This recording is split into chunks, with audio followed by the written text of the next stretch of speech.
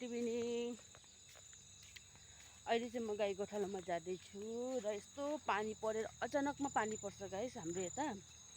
दिनभरि घाम लाग्छ, बेलुका भयो भने पानी आउँछ र म चाहिँ अहिले गाईमा जाँदैछु, हेर्नु होला है।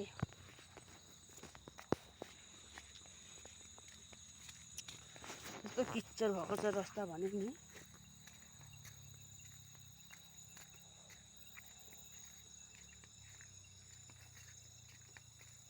हेर्नु सक्नुहुन्छ होला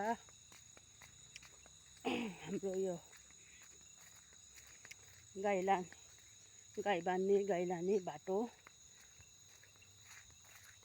यो चाहिँ एउटा ट्राइबल मान्छेको घर हो। यस्तो छ है रस्ता।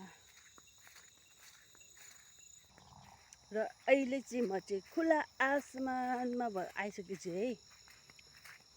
यो चाहिँ हाम्रो तेजु गुरुङ बस्ती हो। यस्तो छ है तेजुको भ्यूहरू चाहिँ। यहाँबाट घाम झल्किँदैछ। यसरी यहाँबाट मेन रोड छ। दिनभरि घाम लाग्छ, शाम हुँदै गयो भने चाहिँ पानी पर्दैछ। र पानी परेको कारणले यस्तो तकलिफ हुन्छ नि गाई गोरु ल्याउनु बाँध्नु। किचड हुन्छ नि त बाटो। यहाँ चाहिँ अलिक त्यति छैन किनकि यो घाँसले गरेर यता चाहिँ यति किचड हुँदैन। र पहिला यो जग्गामा चाहिँ पत्थर फ्याँकिएको थियो नि त, ढुङ्गाहरू, त्यो गिटीहरू हुँदैन त्यस्तो फ्याँकेको कारणले यहाँ चाहिँ यति साह्रो किचड हुँदैन।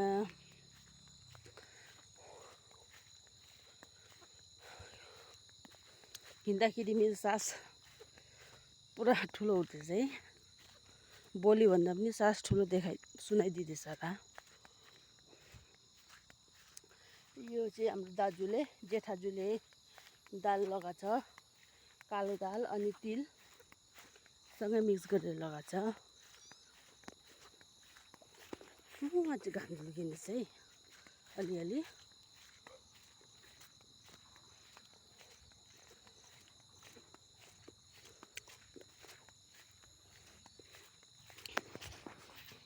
र म चाहिँ यहाँ कासघारीमा आइपुगेछु। हेर्नु सक्नुहुन्छ सबैतिर कास फलिसकेछ। यहाँ चाहिँ के ट्र्याक्टर हुँदैछ न के गर्दैछ।